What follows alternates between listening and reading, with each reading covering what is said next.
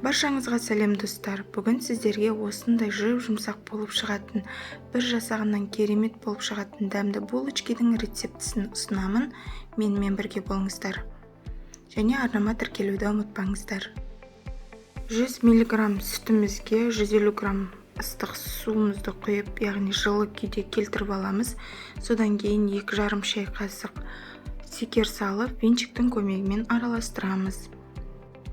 Араласып болғаннан кейін 1,5 шай қасық көлемінде дрожж саламыз, яғни ашытқы.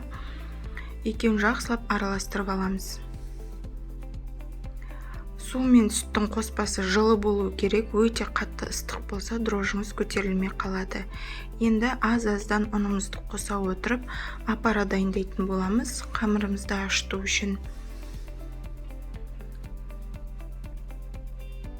Түйіршік қалып қоймаған қадағалаңыздар, жақсылап араластырсаңыздар, біркелкі қоймалжың құймақ тәрізді масса дайын болу керек.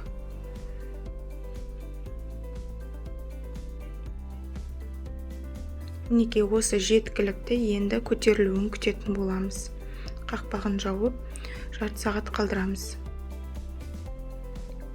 Мінекей осындай болып көпіріп, әдемі болып көтерілу қажет. Енді қамырымызды илей берсек болады.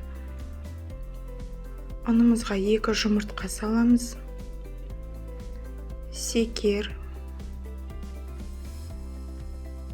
Азғантай шым-шым тұз салып жіберемін де, осындай етіп қолымызбен қамыр илей бастаймыз. Бөлме температурасындағы сармайды да қосып, апараны да қосып, барлығын біркелкі илеп қамыр жасайтын боламыз.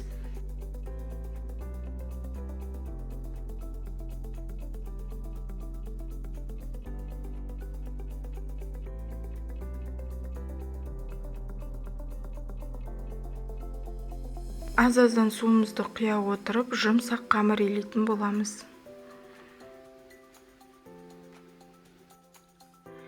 Қамыр толықтай үйу, қанып, иленуі қажет, сол кезде жақсы көтерілетін болады. Сармайдан қалған жоғын құйып жібердім де, тағы да бір илеп алып, 1 сағат көлеміне ашытуға қойып қоямыз.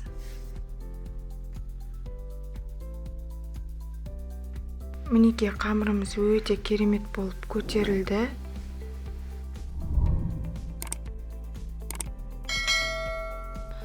Қамырымызды бірнеше бөліктерге бөліп, кішкене демалдырып қоямыз. Көз мөлшермен бөлсеңіздер де болады әрине, бірақ та мен барлығы біркелкі шығу үшін 80 граммнан бөліп алдым. Менде осы қамырдан 22 дана булочкидің қамыры дайын болды. Міндетті түрде оны осылай жасап, болғаннан кейін бетін пищевой пленкамен жауып, 5-10 минут қалдырсаңыздар, сіздің қамырыңыз тағы да көтерілетін болады.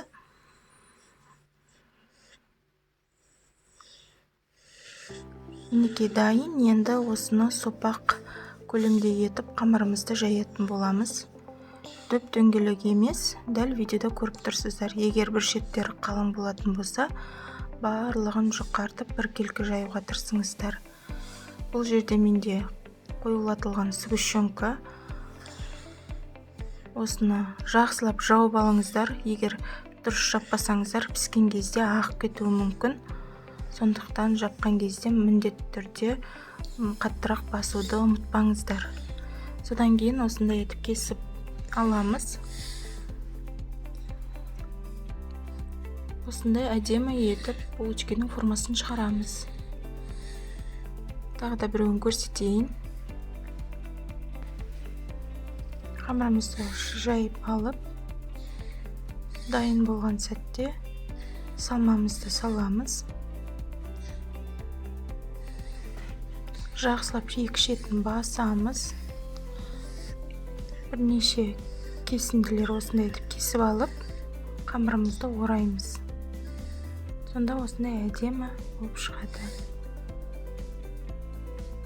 Дайын болған булочкаларымыздың бетіне жұмыртқаны жағып, 180 градуста 20-25 минут қызартып пісіріп аламыз. Әрине өз пештеріңізге қарайсыздар. Форманың үстіне осындай тефлон коврик пайдалансаңыздар болады, асты жабыспай пісуі үшін. Мен 2 тефлон коврик және 1 пергамент қағазына пісіріп алдым. Мінекей соңғы булочкаларымызды пісіріп алдық. Дәмі де, иісі де керемет болып шығады. Үйіңізден кәдімгі тәтті бәліштердің иісі керемет болып шығатын болады. Осындай дәмді булочкаларды жасап, отбасы мүшелеріңізді қуантуға кеңес беремін. Қарасаңыздар, өте жұмсақ әрі нәзік болып шығады. Ортасындағы салмасымен өте дәмді көрінеді. Достар, егер менің видеом сіздерге ұнаған болса, арнама тіркеліп, лайк басып, пікір қалдыруды ұмытпаңыздар. Бұл мен үшін өте маңызды. Сіздермен болған Замира. Астарыңыз дәмді болсын. Келесі кездескенше сау болыңыздар.